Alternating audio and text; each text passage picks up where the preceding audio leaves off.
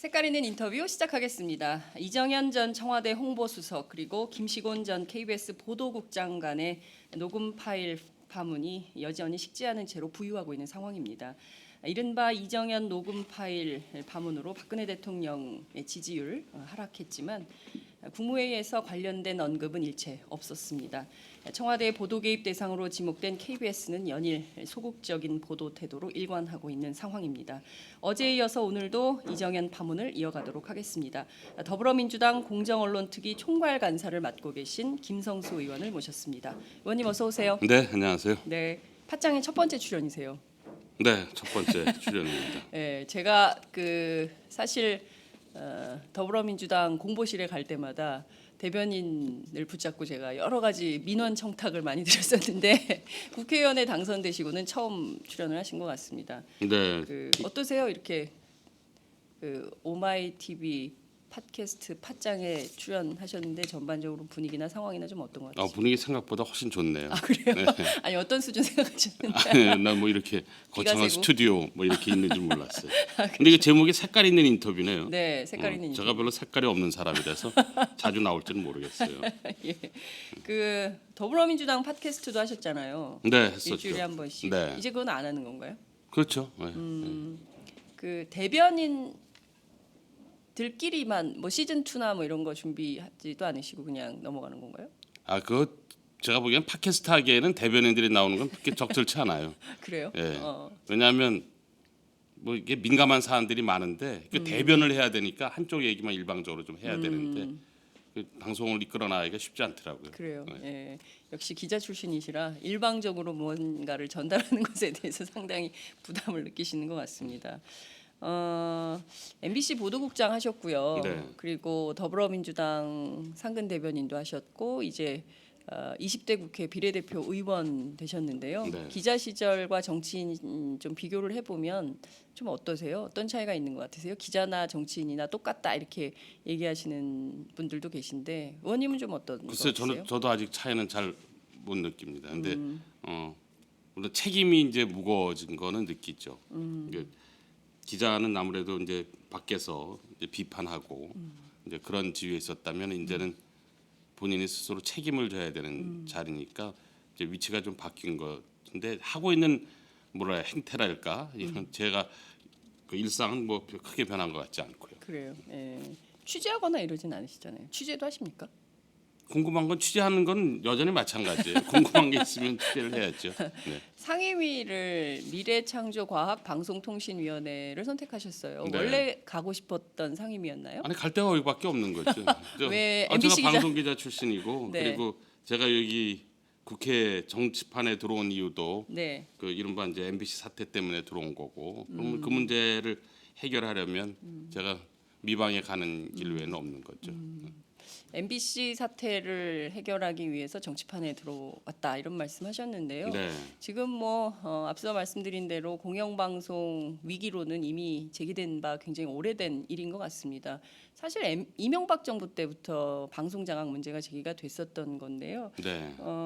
MBC 사태 어제 박문진 회의도 있고 그랬는데 이게 세월호 특조위 국가기관인데 조사에 불응하는 문제라든가 또 무슨 사생활 감시하는 컴퓨터 프로그램의 문제라든가 이런 등등의 문제들이 제기됐음에도 불구하고 하나도 해결되는 게 없다 이런 비판이 쏟아지고 있습니다. 의원님 책임감 앞서서 지적을 해주셨는데요. 그게 어떤 방문진에서 해결될 거라고는 조금도 기대하지 않았고요. 그렇게 굴러갈 거라고 뻔한 일이죠. 뻔한 이제 예상대로 굴러가는 일이고. 네. 실제로 제가 이제 MB 사태를 해결하기 위해서 정치판에 들어왔다고 말씀드렸는데, 네. 그 정권 교체가 되지 않으면 이 문제는 해결하기 어렵겠구나 하는 생각을 절감을 하고 있고요. 그런데 이제 다행히 이번에 여소야대가 국회 네. 상황이 되는 바람에 정권 교체 전이라도 조그만 어떤 그 희망의 한 자락은 볼 수 있지 않을까 하는 그런 기대감 때문에 좀 최선의 노력을 좀 다해 보려고 하고 있는 거죠. 그러나 네. 우리들이 희망하는 대로 그렇게 쉽게 될 거라고는 저는 기대하지 않습니다. 네. 종국적으로는 정권이 바뀌지 않으면 해결하기가 어려운 문제일 겁니다. 그런데 하여간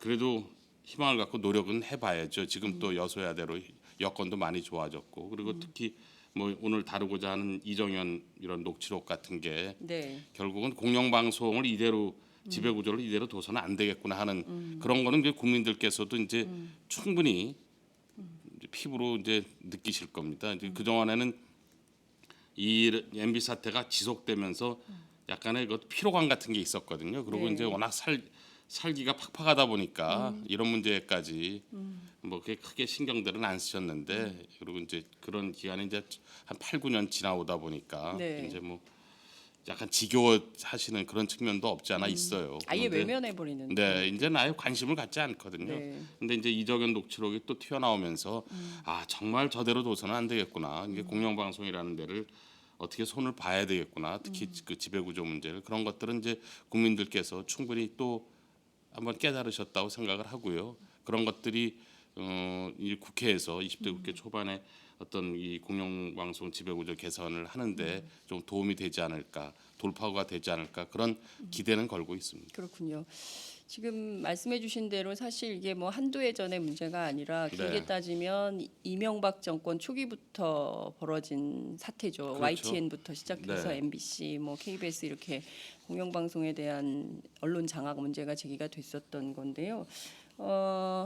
앞서 이제 MBC 사태 해결을 해야 되는데 수많은 이슈들이 있습니다. 해직 언론인 문제도 있고 방송 그 공영방송 지배구조 개선 문제도 있고 그리고 또 이제 일종의 방송 탄압인가요? 방송 개입인가요? 뭐 이런 문제들도 이제 꾸준히 다 지적이 되고 있는 건데 일에는 다 수순이 있기 때문에 하나하나 풀어가야 될 것 같은데 우선 정권 교체가 되면 뭐 한 큐에 다 해결이 될 수 있지만 아직도 1년 6개월이라는 세월이 또 정권 교체가 정말 될 수 있을지 그것도 아직은 알 수 없는 상황이기 때문에 현 단계에서 국회 차원에서 풀어갈 수 있는 이슈들은 어떤 것들이 있다고 보시는지요? 냉정하게 어떻게 보십니까?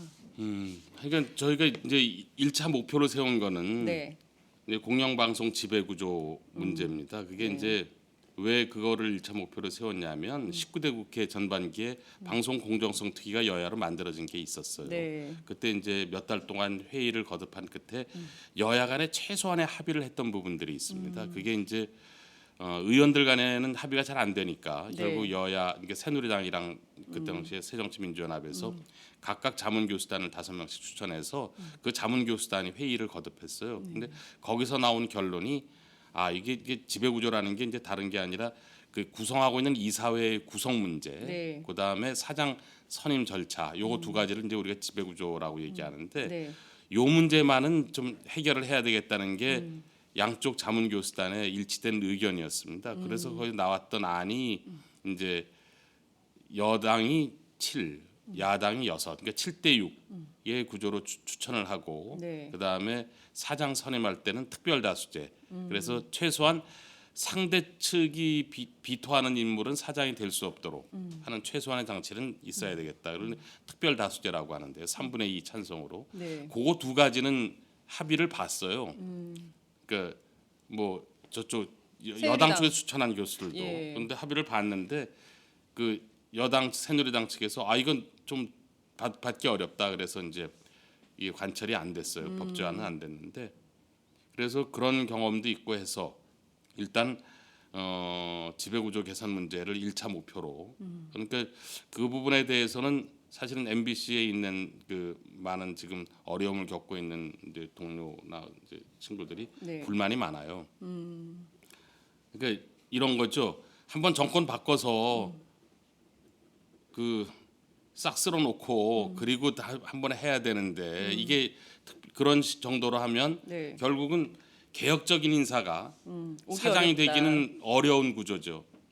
그러니까 적절히 회색 분자가 될 수 있고 사장이 될 가능성이 높아지는 거 아니냐. 예, 예. 그러면 언제 이 과거의 적폐를 청산할 수 있겠는가. 그런 불만들이 있는 거죠. 네. 그거 충분히 이해가 되는 거고요. 네. 하지만 저는 이제 그 지배구조 개선 문제가 이번이 기회라고 생각을 하는 거는 지금은 아까 말씀하신 것처럼 누가 정권을 잡을지 잘 모르는 상황이잖아요. 네. 이럴 때 오히려 이제 야당이 정권을 잡을 가능성이 좀 더 높은 거 아니냐 이렇게 보는 측도 많은데 네. 오히려 그런 상황에서 누가 정권을 잡더라도 권력이 마음대로 하지 않는 그렇게 제도적 장치를 마련해 놓고자 하는 게 설득이 가능하다는 거죠. 저쪽을 설득하는 것도. 그러니까 새누리당한테도 야, 니네가 정권을 뺏겨도 최소한 공영방송을 이게 마음대로 좌지우지할 수 없도록 하는 게 서로 편한 게 아니냐. 사실은 국회 선진화법도 네. 그렇게 해서 만들어진 거잖아요. 그렇죠. 예, 자기네가 새누리당이 정권 뺏길지 모른다, 국회 소수당이 될지 모른다고 생각하니까 네. 국회 선진화법 만들었던 거거든요. 네. 그러니까 이것도 이번엔 우리 쪽에서 제안해서 우리가 잡을 수도 있지만 안 그럴 수도 있으니까 차라리 이럴 때 좀 그런 틀을 만들어 놓는 게 부담이 적지 않느냐라고 설득을 할 수 있지 않을까 하는 기대는 좀 갖고 있는 거죠. 그래서 이제 일단 그 문제부터 한번 손을 대자 그렇게 하는 거죠. 근데 지배구조 개선 문제가 좀 풀리면 네. 이제 그 다음부터 할 거는 이제 해직 언론인 문제라든가 그 다음에 이 이명박 박근혜 정권에 있었던 언론 탄압의 진상 규명이라든가 이제 거기에는 이제 MBC의 경우는 이제 백종문 녹취록 이른바 네. 그런 것 이제 우리가 미방에서는 청문회를 하자고 요구는 해놨습니다만 네. 그런 문제들도 이제 한꺼번에 이제 차분히 해나갈 수 있지 않을까 그런 거고 언론의 지금 과제가 사실은 한두 개가 아니거든요. 네. 뭐 종편의 문제도 있고요. 또 이런 그 구조상의 문제는 이제 방송통신위원회, 네. 방송통신심의위원회 네. 이런 데들도 지금 다 이 구성상의 문제가 많거든요. 네. 이게 그런 문제들을 하나하나 다 이게 잡아가려면 많은 시간이 걸리고 그리고 정권이 바뀌지 않으면 해결하기가 쉽지 않은 그 현안들입니다. 그렇군요. 하나하나 짚어보도록 하죠. 우선 공영방송 지배구조 개선과 관련해서 네. 수를 바꿔서 특별다수제, 그러니까 사장의 경우에는 특별다수제를 하고 이사의 경우에는 7대 6으로 7대 6. 네. 예, 7대 여가 7, 야가 6 육, 이렇게 네. 해서 이제 여가 하나 더 많은 거죠. 네. 그렇게 되면 이게 결국에는 어찌됐든 이제 합의의 정신을 최대한 협치의 정신을 최대한 그 갖춘 구조다 이렇게 평가할 수도 있지만 앞서 지적하신 대로 회색 부자라는 표현 좀 적절한지는 모르겠는데 하여튼 무난한 사람, 네. 무난한 사람이 와서 과연 그 제대로 된 강단 있는 보도 이런 것들을 해낼 수 있겠냐 뭐 이런 비판 앞서 이제 지적을 해주셨는데요. 그 문제도 좀 가능할 것 같고 또 다른 측면에서는 정말 중요한 거는 편집국장이나 보도국장, 직선제 같은 네. 이런 것들이 더 중요한 거 아니냐.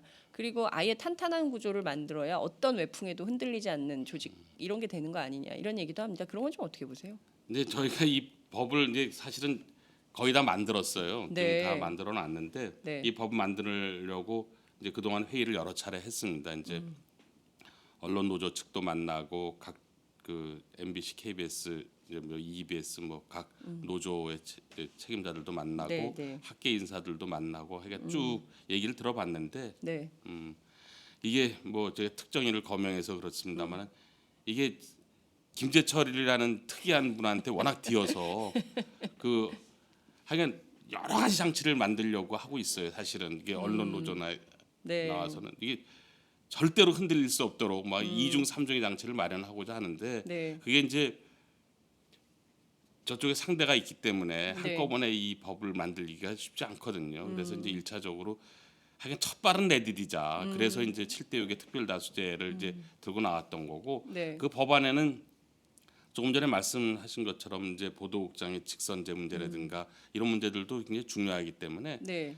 편성위원회를 두는 안을 지금 넣어놨어요. 그래요. 그러니까 노사동수로 편성위원회를 구성해서 네. 이제 거기서 이제 편성 규약을 만들고 그 안에서 예를 들면 보도 책임자나 제작 책임자를 네. 어떻게 선출할 것이냐. 그다음에 이제 불방 사태가 많잖아요. 네. 이제 껄끄러운 프로그램 그러니까요. 나오면 예. 이제 이럴 때 어떻게 대응할 거냐는 거를 편성 규약에서 이제 만들어 놓도록 네. 그렇게 법안에다 장치는 돼 있어요. 근데 이제 그 19대 때도 편성위원회도 그거는 자문단끼리 합의한 게 아니라 노사동수의 편성위원회를 둔다라는 조항은 여야가 합의를 했습니다. 그때 여야가요. 여야가 합의를 했습니다. 노사동수가 굉장히 중요한 포인트. 미방위에서 법안소위에서 아, 합의를 했는데 네, 네. 그 다음 날 이제 전체회에서 통과시키도록 10시에 회의까지 잡아놨는데 밤중에 난리가 났죠. 이제 이른바 조중동과 종편을 갖고 있는 언론 매체에서 네. 뭐 화들짝 놀라서 뭐 밤새 그리고 그 다음 날 조간까지 뭐 엄청 난리를 쳤어요. 그래서 결국은 새누리당이 나가 떨어졌죠. 이제 못 하겠다. 그래서 간신히 얻어낸 게 KBS 사장 청문회입니다.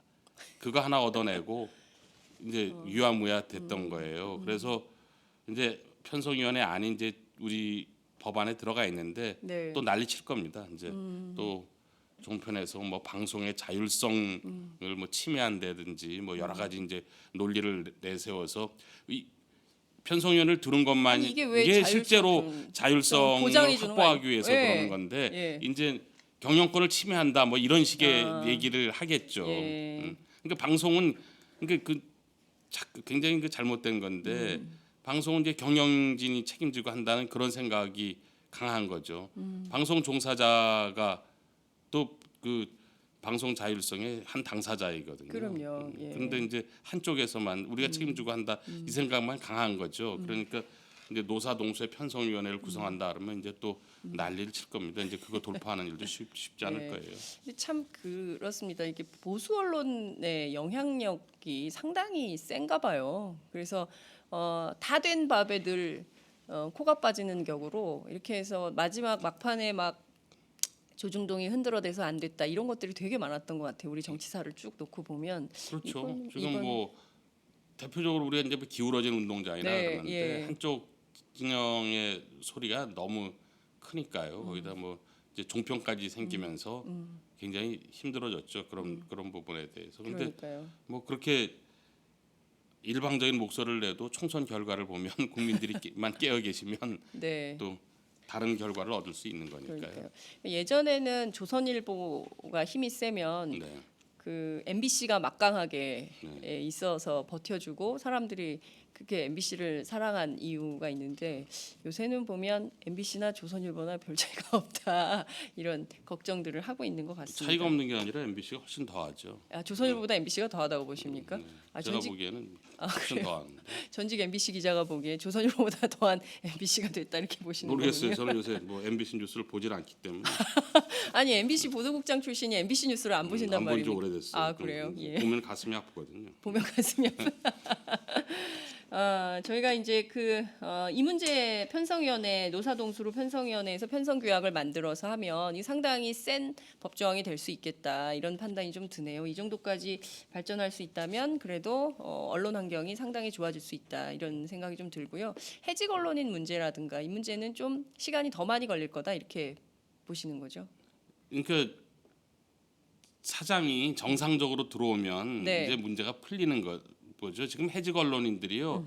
MBC 같은 경우에는 1, 2심에서 모두 승소했어요. 그러니까 네. 대법원 판결만 남겨두고 남아있죠. 있는데 정상적으로 복직을 시키는 게 당연한 거죠. 원래 이 노사 문제에서 1심에서 복직 판결이 나면 네. 복직을 시켜줘야 되는 거예요. 근데 2심에서도 했음에도 불구하고 정상적인 복귀를 안 시키는 거예요. 네. 지난번에 그 1심에서 판결 났을 때 네. 가처분 신청해서 그 해직자들이 일시 복직한 적이 있습니다. 네. 근데 어떻게 해놨냐면 한 방에다 가둬놓은 거죠. 이제 일도 안 주고. 한 방에 가둬놨어요. 예, 그거 잘 알려지지 않았을 텐데. 네. 이제 그냥 사무실 한 곳에다 그냥 전화기도 없이 그냥 몰아넣어놓은 거예요. 그냥. 그러니까 그게 뭐 수용소도 네, 아니고. 그런 식으로 하는 예. 거죠. 근데 그 가처분 신청이 이제 그 기한이 끝나서 그러니까 네. 다시 가처분 신청해서 복직할 수 있는데 그 지금 하지 않고 있어요. 또 그런 식으로 이제 할 거거든요. 그리고 지금 MBC가 하고 있는 이상호 기자 결국 그만뒀는데 네. 그러니까 이런 거예요. 해고시켰는데 복직 판결 나니까 우리가 잘못한 게 아니라 너무 징계를 과하게 했다. 네. 그러니까 그래서 이제 6개월을 때리는 거죠. 이제 그때 양형이 잘못됐다 그래갖고 해고가 아니라 정직 6개월을 때려요. 그리고 정직 6개월을 때려놓고 복직을 하면 무슨 일을 하면 다시 꼬투리를 잡아서 정직 3개월을 또 때리죠. 근데 이런 식으로 못 살게 구는 거죠. 그러니까 이 보복성 징계를 계속 거듭하는 거예요. 근데 네. 그런 사람이 한둘이 아니에요. MBC 지금 안에. MBC 안에 그런 식으로 그 보복성 징계를 또 그러니까 정직 6개월을 이제 해고 그 취소 소송 나서 이제 다시 없어지면 네. 정직 3개월을 때립니다. 정직 3개월짜리한테는 1개월 때리고 이런 식으로 해서 이제 보복성 징계를 하고 이제 인사는 또 엉뚱한 데다 갖다 놓는 거죠. 뭐 대표적이잖아요. PD 수첩 한학수 PD 같은 경우 네. 뭐 아이스링크 관리자로 관리자로. 보내거나 뭐 네. 그런 아주 그런 인사를 하는 거죠. 뭐 특파원을 했던 사람을 어디 저 지사에 가서 영업사원으로 일하라고 하고요. 그런 식으로 그러니까 사실상 인격적 그만두라는- 모멸감을 예. 주거나 해서 그런 식으로 지금 7, 8년을 끌어오고 있는 거죠 MBC가. 그러니까 그 민간 우리가 보통 악덕 기업이라고 하잖아요. 그러니까 민간 기업에서 하고 있는 네. 그 노조 파괴 네. 행태가 그보다 훨씬 정도가 심한 게 지금 공영 언론사에서 벌어지고 있는 일이 있죠. 그런 일들을 하고 있어도 지금 아무 문제 없이 계속 그런 책임 있는 당사자들이 여전히 승승장구하면서 MBC는 악의적인 오보 하잖아요. 무슨 예를 들면 그러면 출세해요. 그러니까 예를 들면 오보해서 회사가 이제 예를 들면 뭐 징계를 받거나 네. 이제 경고를 받으면 그 당사자가 징계를 받아야 되는 게 정상이잖아요. 그렇죠. 그렇지 않아요. 오보한 당사자는 뭐 특파원을 가거나 승진을 하거나 그게 MBC의 상황이죠 지금. 그야말로 정상의 비정상화를 끊임없이 하고 있는 게 네, MBC군요. 그러니까 얘기를 한참 하다 보면요. 너무 황당한- 이게 정말 사실인가, 사실인가? 말하는 사람도 예. 약간 놀랄 때가 있어요. 근데 그런 일들이 버젓이 MBC 안에서는 이루어지고 있는 게 지금의 상황이에요.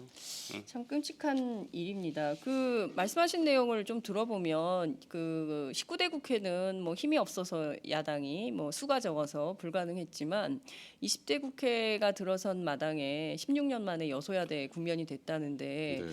말씀하신 백종문 사태 같은 경우 이거 뭐 무슨 근거가 있어서 해고시킨 게 아니다라는 녹취록이 나왔지 않습니까? 네. 근데 그거 뭐 술 먹고 한 헛소리라고 그냥 지나가잖아요. 있을 수 없죠. 그러면 이 문제에 대해서도 미방위 차원에서 청문회를 즉각적으로 좀 하자라고 제안을 하셔야 되는 거 아닙니까? 했죠. 했고 네, 새누리당의 반응은 뭐 당연히 반대하는 거죠. 그 왜냐하면 그 문제를 다뤄야 될 네, 방송문화진흥회에서 여전히 그 문제를 제대로 안 다루고 있고 박문진이 네. 예. 박문진은 사람 이름은 아닙니다. 근데 예. 그 얼핏 보면 사람 이름 같죠. 방송문화 네.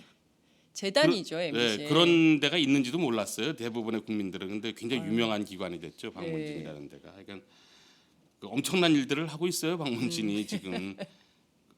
저는 가장 놀라운 게 그게 이제 공영 언론의 대주주잖아요. 네. 이제 그렇죠. 그 관리 감독해야 네. 될. 거기에 지금 이사장이 이제 고용주 고용주 이사장이 이사장이죠. 있는데 그분이 뭐 지금도 이분도 소송이 스타가 진행 됐죠. 중이지만 예. 대단하신 분이죠. 예. 그 문재인 전 대표를 본인이 싫어하든 좋든 그건 떠나서 문제 공식석상에서 공산주의자라고 그렇죠. 하시는 분이니까요. 예. 그런 분이 공영방송 대주주의 이사장으로 있는 게 한국입니다. 그게 정상적인 나라가 아니죠. 그러면서도 당당하게 앉아서 저는 아직도 그런 확신을 갖고 있다고 얘기하시는 분이니까요. 사법부도 빨갱이 천재라고 얘기하시는 분이고요. 그런데 그런 분이 이제 공정 언론을 좀 다루고 있어요. 언론의 공정성 문제를. 예. 그러면서 거기서 나온 얘기가 그 뭐 백종문이가 이제 예. 술 먹고 한 헛소리인데 뭐 그 정도 갖고 그러냐. 그리고 그러니까요. 지금 백종문도 술 먹고 헛소리한 거고 지금 이정현 전 청와대 홍보수석도 KBS 김시곤 국장한테 전화한 게 뭐 통상 업무지. 그렇죠. 본연의 정정보도 요청한 게 뭐 잘못이냐. 네. 뭐 이런 식의 주장을 하고 있는 거거든요. 네. 그러니까 똑같은 두 얼굴이라고 볼 수 있을 것 같습니다. 이 문제도 좀 짚어주셔야 될 것 같아요. 이게 지금 뭐 연일 문제가 되고 있고 언론노조에서는 오늘 기자회견 열고 대대적으로 1인 시위를 청와대와 국회 앞에서 시작을 한다는 겁니다. 근데 1인 시위도 물론 중요하지만 좀 더 조금 세게 붙어야 되는 거 아니냐 이런 상황에서 30년 전에는 이게 국민들로부터 큰 충격을 받도록 했었지 않습니까? 이른바 보도지침 사건이라는 것이. 근데 이제 오히려 30년 뒤인 오늘은 그냥 뭐 아유 그렇지 뭐 저 사람들 뭐 그런 줄 몰랐어 뭐 네. 이런 식인 거예요 분위기가. 그러니까 MBC 참 이게- 사태도 예. 그렇게 됐듯이 네. 그냥 뭐 또 그럴 줄 알았어. 그 이정현 전화했다는데 전화했겠지 뭐. 아 전화 안 했겠어. 예, 전화했겠어. 뭐 했겠죠. 예. 뭐. 그리고 다 약간 좀 그런 분이죠. 예. 그 문제가 얼마나 얼마나- 심각한가. 이게 민주주의라는 거를 이렇게 뭐 거창하게까지 얘기 안 해도 네. 정면으로 지금 훼손하는 거거든요. 네. 근데 그런 것들이 몰라 살기가 너무 이제 팍팍해서 그런지 네. 이제 뭐 만성이 된 듯한 네. 그런 분위기예요. 그리고 뭐 언론들까지 뭐 시큰둥해서 대부분의 언론들이 이제 축소 보도를 하고 뭐 크게 이제 반응을 안 하니까요. 네. 그 세월호 지금 마찬가지죠. 근데 네. 대부분 세월호 얘기 꺼내는 거를 막 뭔가 그래 뭐 가슴 아프긴 한데 아우 이제 피곤하잖아. 이제 먹고 살기도 힘든데 그런 분위기가 금방 우리 사회에 생기듯이 지금 이정현 노치록도 그렇게 반응하지 않을까 그런 좀 걱정은 있는 거죠. 근데 네. 글쎄요 뭐 제가 뭐 이정현 녹취록 들어보고 읽어봤는데 네. 저도 처음에 그랬어요. 아이, 뭐 늘상 하던 짓을 또 했구나. 예. 그 지금 말씀하신 대로 냉소, 무관심, 네. 뭐 차별 뭐 이런 것들이 우리 사회에 굉장히 오래된 문제인 것 같아요. 결국에는 이제 강남역에서 묻지마 살인 같은 게 막 벌어지고 이게 결국엔 내 문제가 된다는 게 인식이 돼야 사람들이 좀 나설 텐데 결국에는 그냥 이런 것들이 켜켜이 쌓이다가 뭐 어떻게 될지도 모르는 거잖아요. 근데 그럼요. 그 문제에 대해서 이제 관심을 갖는 것이 굉장히 중요하고 그래서 MBC 안 보고 팟캐스트 장윤선의 팟짱 열심히 보고 듣는 분들이 많아지고 있습니다. 그래서 그런 면에서는 좋은 점이긴 한데요. 공영방송들이 제자리를 꼭 찾아야 되는데 걱정이다 이런 생각도 좀 듭니다. 그 2007년에 네. MBC 보도국장 하셨잖아요. 네. 저는 앞서 이제 이정현 수사, 아이 뭐 전화했겠지 뭐 안 했겠어 이제 이런 인식 있다고 말씀을 드렸는데 노무현 정부 말기예요. 네. 그때도 청와대에서 전화 좀 받으셨습니까? 제가 이제 노무현 정부 말기부터 이명박 정부 초기까지 보도국장했는데 저는 최소한 전화를 저는 한 번도 받은 사실이 없습니다. 그러니까 노무현 정부가 그러니까 네. 이런 거예요. 우리 뭐 장윤선 기자도 출입처를 나가 보면 잘 아시겠지만 네. 그 출입처마다 대변인이 있지 않습니까? 네. 그러니까 대변인이 있으면 대개 이제 이런 뭐 예를 들면 오보 대응이라고 그러는데 네. 뭐 사실관계 정정이라든가 또 뭐 과도한 비판이라든가 예. 이러면 대개 대변인과 출입 기자 사이에 그렇죠. 이제 논쟁을 벌이고 예, 예. 그게 이제 어느 정도 받아들여지면 뭐 일부 기사를 고치는 수도 있고 그렇죠. 뭐 그런 게 통상적인 일이죠. 네. 그거는 능히 뭐 그거야말로 본연의 저는 임무라고 생각을 합니다. 그런데 네. 이게 홍보 수석이라는 위치에 있는 사람이 보도 책임자한테 전화를 해서 네. 기사를 넣어라 빼라의 문제는 전혀 이제 상황이 다른 거고요. 그리고 뭐라 그럴까? 그래서 이 예를 들면 홍보 수석이 됐건 대통령 비서실장이 됐건 누가 이 어느 언론사의 정치부장을 만나던 보도국장을 만나던 할 때 대개 이런 건 공식적으로 이루어지는 겁니다. 사적으로 이루어지지 않아요. 그러니까 전화도 함부로 하는 게 아니죠. 그건 네. 오해를 살 수 있는 거거든요. 충분히. 예. 그러니까 대변인이 출입 기자와 하는 거는 그거는 네. 진짜 본연의 서로의 임무지만 예. 그 상부에 있는 사람들끼리 이렇게 사적으로 오고 가는 거는 네. 그거는 가급적 피하는 거죠. 서로 그래서 만나더라도 뭐 이제 정치부장단과 무슨 네. 비서실장, 정치부장단과 뭐 네. 공보수석 그래서 예. 이제 공식적으로 예. 서로 할 얘기를 하고 네. 하는 것이 정상적인 거죠. 그런데 이렇게 뭐 굉장히 친분이 있는 것처럼 아까 이정현 수석이 예. 전화해서 예. 그러던데 아마 네. 그랬을 거예요. 뭐 네. 수시로 한회사 사람들 전화하고. 같아요. 통화하는 근데 거. 이제 이정현 수석은 이제 부대변인부터 시작한 오랫동안 네. 이런 공보 예. 업무를 주로 해오신 분이라서 그렇죠. 이제 그런 거에 대한 그 인식이 별로 없고 뭐 열심히 하시는 분이잖아요. 네. 뭐 뭐든지 굉장히 열심히 하시는 분이고 특히 박근혜 대통령에 대한 충성심은 뭐 그렇죠. 둘째가라면 서러우신 네, 분이니까 네. 이제 본인의 특유의 스타일로 급하다 보니까 아마 평소 같았으면 사장이나 보도본부장한테 아마 전화했을 거예요. 제가 미루어 짐작하는데 그 전화하고 차분하게 뭘 좀 부탁을 하고 그랬을 텐데 이거는 좀 기사를 빨리 빼야 되는 상황이니까 이제 직방으로 전화를 한 거죠. 이제 제가 예. 보면 그리고 이제 뭐 특유의 스타일로 뭐 읍소도 했다가 네. 협박도 했다가 응? 빼달라고 이제 한 거죠. 그거를 새누리당에서 또 뭐 청와대 비서실장도 본연의 임무 수행이라고 얘기하면 말이 안 되는 거죠. 그 정연국 대변인 청와대 대변인이요. 네, 네. 이분이 제일 처음 얘기했는데 이분 MBC 기자 출신이잖아요. 네, 네. 근데 그 사적인 대화다 이렇게 처음 얘기가 나왔어요. 그래서 국민들이 사적인 대화 이렇게 깜짝 놀랐는데 그렇다면 정연국 대변인의 인식도 굉장히 잘못된 거 아닙니까? 그러니까 그런 식으로 생각한 거죠. 이제 사적으로 그러니까 그런 게 얼마나 위험하고 네. 하는 행동이라는 그런 의식 자체가 없는 거예요. 인식이 그냥 그 끼리끼리 그런 게 많잖아요. 네. 뭐 아까 그 전화하면 KBS와 청와대는 한 몸이다 뭐 이러잖아요. 그러니까 이게 언론이고 네. 자기가 하는 행동이 어떻게 비춰질 수 있다는 부분에 대해서 아무런 인식 자체가 없는 거죠. 물론 이정현 수석도 아차 했을 거예요. 이제 터지고 난 다음에 그러니까 본인의 사과했죠. 불찰이라고 그러고 사과했잖아요. 네. 이게 내가 자기가 그때 오바했구나 하는 거를 이제 알긴 아는 거죠. 네. 그거를 본인도 아는데 다른 사람들이 본연의 임무수행이라고 얘기하면 굉장히 웃기는 얘기죠. 노무현 정부 말기에는 전화 받으신 적이 없고 네, MB 없어요. 정부 때는 어떠셨어요? 그 노무현 정부 때도 MBC 보도에 대해서 네. 굉장히 불편했어요. 많이 불편해요. 굉장히 불편했는데 그래도 최소한 출입 기자한테는 투덜거렸을지 모르겠지만 보도국장한테 전화하고 그런 짓은 안 했어요. 네. 그리고 이명박 정부 때는 뭐 잘 아시겠지만 BBK 보도나 광우병 보도 때문에 예. 하여간 일이 그렇게 된 게 모두 MBC 탓이라고 나중에 그랬잖아요. 네. 뭐 이제 PD 수첩까지 다 들고 나와서 네. 그러니까 저한테는 아예 전화할 엄두를 못 냈을 거라고 저는 생각을 해요. 아예 전화가 한 통도 오지 않았어요 그때는. 그랬군요. 모든 것이 MBC 탓이다. 이제 이런 그렇죠. 얘기가 이제 MB 정부 때 정말 그런 얘기가 있었죠. 근데 그게 이제 최근에 또 재현이 됐어요. 국회 미방위에서 새누리당 국회의원이죠. 조선일보 편집국장 출신인 네, 강효상 강효상 의원이 2008년 광우병 보도 이거를 방송을 흉기처럼 사용했다 이렇게 주장을 해서 또 이제 파문이 일었습니다. 이게 뭐 정치적 의도가 있는 발언이라고 보십니까? 어떻게 보셨습니까? 당시 현장에서.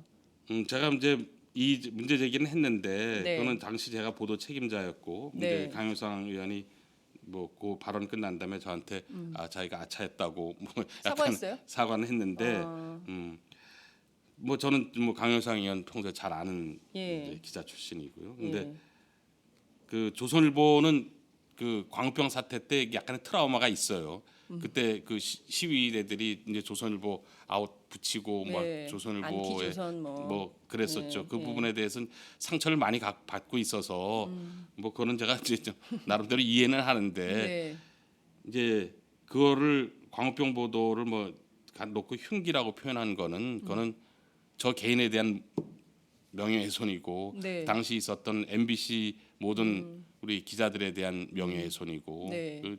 이제 적절치 못한 표현이었죠. 근데 이게 착각하고 있는 것들이 있어요. 마치 MBC가 네. 광우병 문제를 뭐 이 얘기는 또 하고 싶지도 않은데 마치 새롭게 들춰낸 것처럼 뭐 이렇게 책임을 씌우는데 보수 네. 언론에서 당시 광우병 보도의 시작은요. 당시 농식품부에서 네. 한미 소고기 협상을 하면서 미국 소고기의 문제점을 그렇게 일일이 열거해 준 거예요. 그러니까 맞아요. 우리가 주장한 게 아니라 농식품부에서 주장한 내용을 농식품부에서 보도했을 뿐이에요.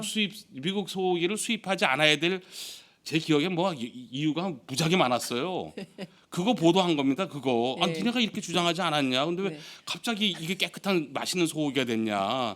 이거를 해명해야 되지 않냐는 네. 게 보도의 발단이었습니다. 우리가 뭘 새롭게 뭘 뒤져낸 게 아니었어요. 그게.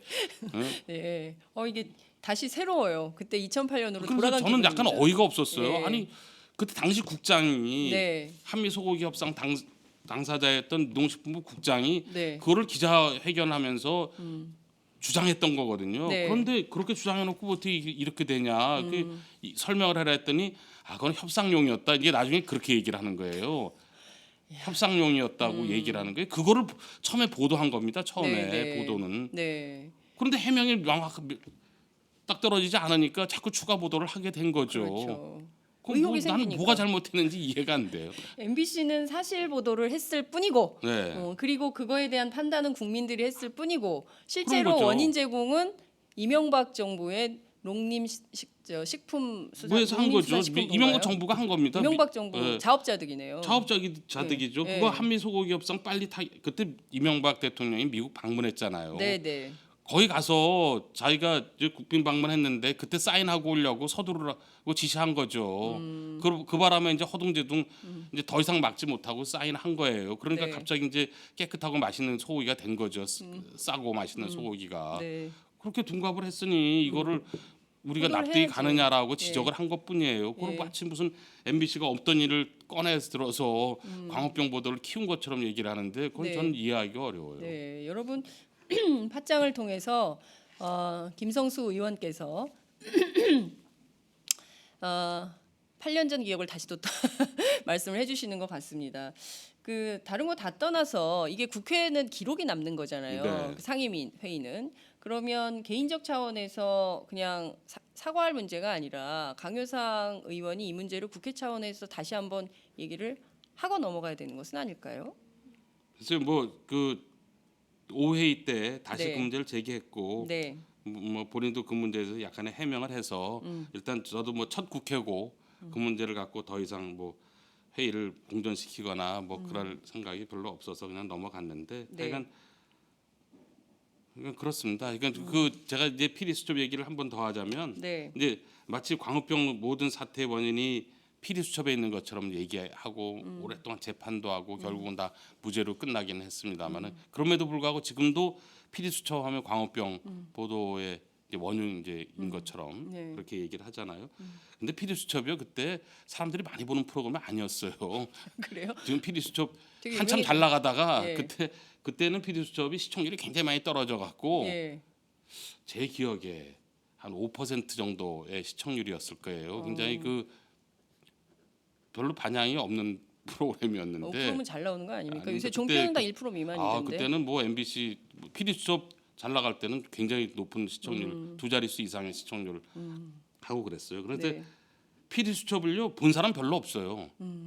근데 보수 언론에서 피디수첩 때문이라고 그러니까 다들 피디수첩 때문이라고 그러는 거예요. 그래서 네. 제가 한번 조선일보 기자들한테도 물어본 적이 있어요. 피디수첩을 봤냐? 네, 네. 그거 본 사람은 없어요. 조선일보 피디수첩을 기자들조차도- 조선일보 기사를 보고 아는 거예요. 그러니까 피디수첩 전체를 본 게 아니라 조선일보나 이제 보수 언론에서 요게 문제라고 과장이라고 한 부분들 있잖아요. 요약 그것만 본 거죠. 그것만 보고 피디수첩의 문제라고 하는 거죠. 저는 지금도 똑같다고 생각해요. 네. 그러니까요. 저는 원문의 중요성을 네. 정말 늘 이제 뼈저리게 깨닫는데 여러분 반드시 원문을 보셔야 됩니다. 그게 50분 프로그램에 네. 어떤 식으로 이렇게 논리가 전개됐고 프로그램이 만들어졌는가를 이해하지 않고 네. 그 부분만 딱 꺼내서 이게 잘못됐다고 이것 때문에 폭동이 일어났다고 주장한 거잖아요. 그러니까 다른 사람들은 또 그 신문만 보고 피디수첩을 자기가 다 안다고 생각하는 거죠. 네. 그 말씀하신 대로 이명박 정부에 있었던 일을 이제 와서 20대 국회 첫 번째 미방위 국회에서 강효상 의원이 꺼낸 의도는 뭐라고 보세요? 정치적 함의. 왜 다시 이 문제를 거론했다고 보세요? 그래서 이제 이게 백정문 녹취록 나오고 네. 뭐 이제 그 MBC에 이제 언론 탄압 얘기를 하니까 이제 네. 언론 자기는 강효상 의원의 주장은 네. 뭐 수치로는 우리가 뭐 언론 자유지수가 떨어졌다 그러는데 자기가 느끼기에 굉장히 언론이 자유스럽다라고 주장. 그러니까 언론이 조선일보는 자유- 굉장히 자유스러웠겠죠. 아, 조선일보는. 조선일보는 조선일보는 굉장히 자유스러울 거예요. 네. 그러니까 본인이 느끼지를 못하는 거죠. 그러니까 본인은 나는 언론이 굉장히 자유스러운데 무슨 소리인지 모르겠다. 오히려 그 당시에 MBC 광우병 때 MBC가 마음대로 흉기처럼 휘두른 거 아니냐. 뭐 그렇게 자유스러웠다는 걸 얘기를 한 거겠죠. 본인이. 그렇군요. 어떻게 보자면 조선일보 출신의 강효상 의원이 현재의 MBC 경영진을 좀 두둔하는 이런 상황이라고 봐도 과언이 아니겠네요. 뭐 그 부분 별로 얘기하고 싶지 않은데, 이건 뭐 자기가 이제 새누리당의 비례대표로 들어왔고 네. 또 미방에 배치가 됐고 거기서 미방이 야당의 공세가 예상이 충분히 되고 네. 그러면 자기가 역할을 좀 방패막이 역할을 해야 되겠다. 뭐 그런 나름대로의 책임감이 있겠죠. 조선일보 출신으로서의 나름대로 방패막이 역할을 해야겠다는 책임감 이런 걸까요? 뭐 저는 그렇게 생각합니다. 그렇군요. 그 백종원 사태 관련해서 MBC가 계속 자료 제출 거부하고 있지 않습니까? 네. 이것도 법률적으로 문제가 없다고 강효상 의원 지적을 했어요. 이 점은 좀 어떻게 보세요? 그러니까 강효상 의원이 그 자료 제출 문제에 대해서 그래도 네. 제가 지적을 했습니다만 뭐 네. 좀 착각을 하고 있는 것 같은데 네. 그 국회법을 보면요. 네. 누구든지 일단 자료는 제출 요구를 하면 제출하도록 돼 있고요. 제출하지 못하는 게 이제 규정이 돼 있을 뿐이에요. 그러니까 일단 자료 제출을 국회에서 자료 제출 요구를 하면 네. 자료 제출을 해야 되는 거죠. 그리고 MBC는 그날도 자꾸 민간 기업 얘기를 하던데, 민간 기업이요. 예, 그 강용상 의원은 MBC가 민간 기업이라고 생각하는 모양이에요. 그러니까 자꾸 민간 기업한테 왜 자꾸 자료 제출을 요구를 하냐 이런 식의 네. 얘기던데 하여간 뭐 정말 참 민간 기업이라고 하기에는 많은 국민들이 엥 이렇게 할 것 같은데요. 근데 계속 민간 기업이라고 얘기하더라고요. 공영방송이죠. 네. 굉장히 그 한국 사회에 막중한 책임감이 있는 공영방송입니다. 공영방송 MBC의 역할에 대해서는 그러니까 국회가 함부로 그 자료 제출 요구를 하는 게 이게 올바른 일이냐 뭐 이런 거의 이런 개인 주장을 회사가 하는 거예요. 아니잖아요. 개인 네, 회사가. 하여간 그렇게 주장을 하더라고요. 참 있을 수 없는 일들이 도처에서 벌어지고 있으니 이걸 하나하나 다 정상화하려면 정말 많은 시간과 많은 역할 이런 것들이 필요할 것 같다라는 생각이 좀 듭니다. 그래서 지금까지 자료 못 받으셨어요? 백종문 사태 관련된 거? 지금 백종원 자료 제출 요구를 한 거는요. 네. 소송 비용 자료 제출 요구를 예, 했어요. 예, 그리고 그렇죠. 이제 백종문 사태와 관련해서는 이제 회의록을 네. 이제 내놓으라 그랬는데 회의록 없을 거예요. 예? 회의록 없을 거라고요. 서별관 회의처럼. 예, 왜냐하면 그 요약본만 써놔요. 그러니까 누가 속기록을 작성하는 게 아니라 예, 왜 그래요? 공개도 안 할 뿐더러 네. 공개하도록 돼 있는데 공개 안 해요. 그리고 공개를 한다 그러면 오늘 회의에서는 이런 등등 이런 문제들 논의했다 이런 거 내놔요. 근데 아무 틀림없이 그것도 그랬을 거예요. 그래서 방송법 이번에 우리 개정하면서 그 네. 안에는 반드시 이사회 이제 회의록을 작성하고 네. 속기록을 작성하고 그거를 공개하도록 네. 그런 규정도 만들어 놨어요. 하도 그래서. 그렇군요. 이런 꼼꼼한 디테일이 살아있는 내용들이 방송법 개정안에 포함이 되니까 이런 것들만 되더라도 그럼 깜깜이 뭐 투명하지 않은 절차들에 대해서는 이제 국민들이 좀 확인할 수 있겠다 이런 생각도 좀 듭니다. 지금 그 더불어민주당 공영방송 특위 총괄간사 맡고 계세요. 당면한 뭐 백종문 사태도 매우 심각했지만 그냥 유야무야 됐고. 그리고 또 지금 그 이정현 녹취록 파문 이 문제도 매우 심각한 것이고요. 특히 그 세월호와 관련해서 지금 그 대전 MBC 사장 이진숙 사장이 막 그 조사도 안 받고 네. 이 문제에 대해서도 그냥 또 유야무야 되고 있습니다. 이 문제들 다 좀 이렇게 총괄해서 좀 뭔가 대책을 좀 마련하고 요구해야 되는 것은 아닐까요? 글쎄요, 뭐 입이 아픈 거죠. 뭐 입이 뭐 저희도 이제 입이 아파요. 따지고 매일 뭐 이런 얘기하는 나오라고 게. 그러고 예. 뭐 그런데 이제 안 나오고 버티고 뭐 네. 이제 한마디로 배째라 그러고 이제 가는 거죠. 뭐 예. 정권이 어떻게 될지 그때까지 일단 버텨보자. 뭐 이제 이러는 거죠. 뭐. 그러니까 이 문제들에 대해서 그냥 넘어갈 수 없는 것이 노회찬 정의당 원내대표가 이런 얘기를 했습니다. 이정현 의원 피의자고 수사 대상이다. 네, 좀 수사 뭐하냐. 대상이에요. 네. 예. 근데 검찰이 수사 해야죠. 예. 왜냐하면 세월호 특조위에서 고발을 했으니까요. 네. 뭐 우리도 고발을 할 수 있었는데 네, 네. 똑같은 사안이라서 이게 이제 방송법 4조 2항을 정면으로 위반한 거거든요. 네. 그러니까 그건 누구든지예요. 누구든지 방송의 편성이나 제작에 간섭하거나 규제하면 해서는 안 된다. 네. 그리고 그 105조 벌칙 조항에 예. 이 4조 2항을 위반한 자는 3천만 원 이하의 벌금, 2년 이하의 징역에 처한다. 아주 명시적으로 돼 있어요. 그러니까 그거는 뭐 저희가 보기에는 그 녹취록이 중요한 거는 아까 뭐 새누리당에서 자꾸 오보 대응이다 네. 이렇게 얘기를 하는데 기사를 빼달라. 그 저기 방송의 줄여라, 구조를 잘 늘려라. 알아요. 네. 그 부분만 다시 녹음해달라. 한 번만 해줘, 네, 뭐 국장님. 그런 거 아니에요. 예. 그거는 오보 대응이 아니죠. 그거는 명확하게 간섭하고 규제한 거잖아요. 네. 그건 저기 벗어날 길이 없어요. 너무도 명백해서 하기 빼도 박도 때문에. 못하는 네. 증거 그럼 사실이 뭐 나온 거라는 거. 그래서 이제 그거를 이제 고발을 한 거잖아요. 고발을 했기 때문에 검찰이 수사를 해야 되는 거고 네. 우리는 검찰이 이제 빨리 수사하라고 촉구를 할 거고 네. 검찰은 최대한 시간을 끌겠죠. 그러면서 하는데 곤혹스러울 거예요. 검찰이 이제 이거를 어떻게 처리할 건가 그걸 좀 지켜봐야죠. 근데 글쎄 뭐 검찰도 다 또 이래도 또 빠져나가는 수가 있으니까요. 지금 보면 어버이연합의 경우에는 전경련에 이 차명 계좌가 나왔는데도 수사의 그냥, 속도를 안 내고 네. 있잖아요. 그냥 뭉개고 있잖아요. 그냥 뭉개는 거죠. 그것도 시간만 가라. 네, 뭐, 날 죽여라 그러고 있는 이런 거죠. 식으로 이것도 마찬가지가 되지 않겠냐라는 우려가 있습니다. 그렇죠. 뭐 그 제가 항상 이거는 뭐 꼭 지금의 경우에 해당되는 건 아닌데 우리 네. 사회가 바로 서려면 네, 저는 이제 마지막 성역이라 그럴까요? 뭐 그런 것들이 두 군데 있다고 개인적으로 생각하는데 네, 그 하나가 검찰이고 또 하나가 언론이에요. 이 두 군데가 이 두 영역이 바로 서지 않으면 나라가 정상적으로 가기 어렵다는 생각이에요. 근데 이런 부분 이 검찰 언론 다 얽힌 문제인데 네. 글쎄요 어떻게 할지 좀 두고 봐야죠. 그렇군요. 시간이 다 돼서 몇 가지만 더 여쭐게요. 그 팟캐스트 규제 문제가 다시 나왔어요. 네. 염동열 의원이 그 지적을 했는데요. 예컨대 저희도 이제 팟캐스트를 하고 있는데 한겨레나 오마이 같은 언론사의 경우는 괜찮지만 그밖에 1인 미디어의 경우는 이게 규제가 매우 어렵다. 따라서 규제 내용을 좀 세워야 된다 이런 주장이 나왔습니다. 이 점은 좀 어떻게 보십니까? 그거 이런 설득력이 있는 얘기예요. 그러니까 설득력이 있다. 그러니까 설득력 있게 들리시는 분들이 많을 거예요.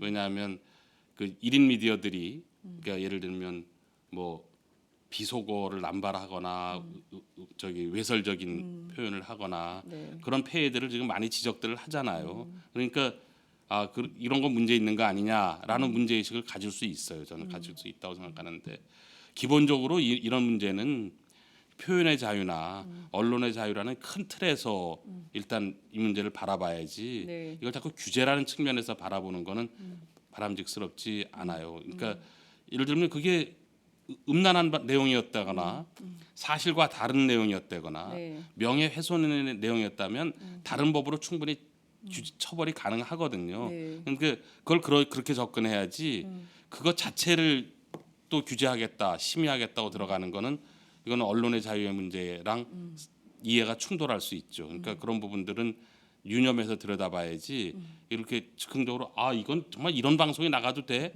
그런 것 때문에 그런 식으로 반응하는 것은 조금 더 생각을 해야 되는 거 아닌가 하는 게 제 개인적인 생각입니다. 그렇군요. 빈대 잡으려다가 네, 그렇죠. 초과 3단 다 태울 수 네. 있다. 이제 이런 비판이신데요. 염동열 의원은 왜 그런 거예요? 그 일설에는 개인적으로 김진선 전 지사와의 이번 그 선거에서 근데 뭐 선거 때 뭐 상함이 그런 있다, 얘기가 뭐 이런 있었다는 얘기가 예, 있는데 예, 글쎄요. 뭐 그러니까 본인이 사감도 있었을 거고 예, 예. 근데 사실은 이제 지역에서 네, 이게 인터넷 매체들 때문에 이번 선거를 치르면서 고생을 한 후보들이 꽤 적지 않아요.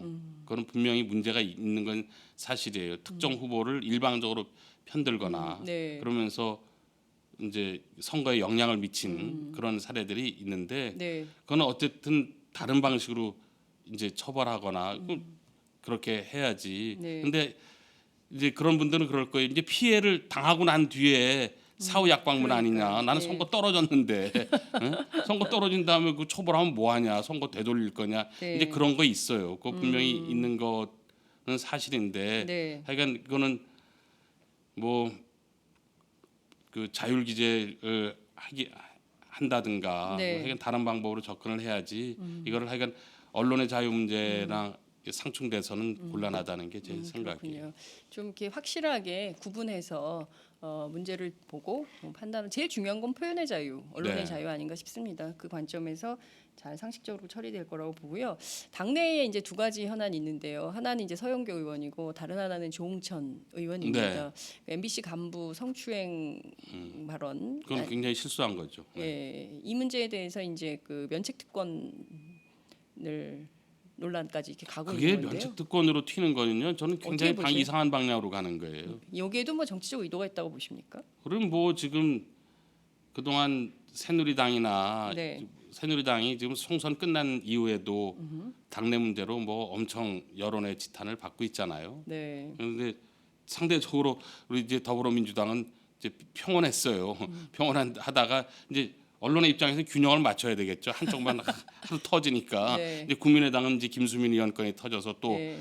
이제 공격을 받고 있는데 이제는 더불어민주당이 맞을 더불어민주당이 차례- 맞을 차례인데 거기에 이제 걸려든 거죠. 서영교 예. 의원도 걸려들었고 예. 조홍천 의원도 걸려들었고. 근데 뭐 두 분 다 잘못한 건 맞죠. 두 분 다 네. 잘못한 거는 맞고 뭐 적절히 책임져야죠. 그건 책임져야 되는 거 맞습니다. 근데 어떤 수위에서 책임을 져야 된다고 보십니까? 본인 뭐 가서 사죄하겠다 네, 피해자한테 그 조홍천 의원이 해결해야 될 문제입니다. 그거는 본인이 결자 해지. 예, 그럼요. 본인이 확인하지 않고 네.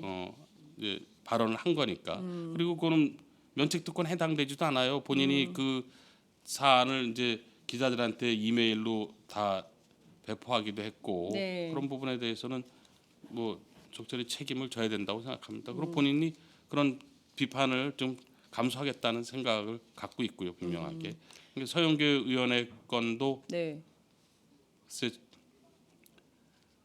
굉장히 잘못된 행태였죠. 근데 저는 그게 이제 서영교 의원 뭐 좀 보도가 좀 되고 있습니다만은 네. 그게 시킬 사람을 시켰느냐 이런 차원으로 자꾸 가야지. 네. 지금 우리 당의 안호영 의원 같은 경우에 그 네. 보좌관 문제는 좀 그 다른 제가 봐도 문제죠. 완전히 다른 차원의 그렇죠. 문제거든요. 예. 그런 식으로 단순히 친인척을 썼다는 이유만으로 그렇게 옷을 벗어야 된다는 건 그건 좀 맞지 않다고 생각을 하고요. 그러니까 그런 것들이 가려서 이제 문제를 이제 해결해 나가야죠. 그러니까요. 그러니까 우리가 어떤 현안을 볼 때 이것도 이제 언론의 역할인데요. 그러니까 네. 모든 걸 막 다 착종시켜 가지고 네. 막 뒤섞어 가지고 하니까 그럼요. 이게 뭐가 뭔지 구분이 잘 안 되는데 그러니까 막 민법상 가족의 범위가 어디까지나 그게- 이런 논란까지 네. 가는 것 같습니다. 이렇게 중요한 것은 특히 이제 안호영 의원의 경우에는 보좌관이 원래 보좌관 한 10년 정도 했던 분인데 안호영 의원이 이번에 국회의원에 당선되면서 그쪽으로 이제 방을 옮긴 이런 케이스인데 그런 것도 문제냐 이건 또 이제 재론 논란이 그러니까 안호영 의원이 당선되는데 그 보좌관이 결정적인 역할을 한 거거든요. 도와줘 선거를 도와줘서 전략을 잘 짜줘서 당선시켰는데 네. 자기가 전문가니까 예, 예. 그래서 가서 도와준다는데 네. 넌 친척이니까 안 안 된다 돼. 그러면 이거 황당한 거죠. 그러니까요. 참 이런 문제들도 잘 생각을 해봐야 될 것 같습니다. 오늘 전직 언론인 출신 김성수 의원님 모시고 여러 언론 현안들, 방송 현안들 좀 여쭤봤습니다. 저는 개인적으로 재밌었는데 의원님 어떠셨는지 모르겠습니다. 그래서 재밌게 들어주셨으면 고마운 거고. 알겠습니다. 저희 어찌됐든 지금 뭐 산적한 현안들 국회 미방위 차원에서 하나하나 차근차근 잘 풀릴 수 있기를 기대합니다. 그렇게 해주실 거죠? 네, 노력하겠습니다. 네, 오늘 말씀 잘 들었습니다. 네. 고맙습니다. 고맙습니다.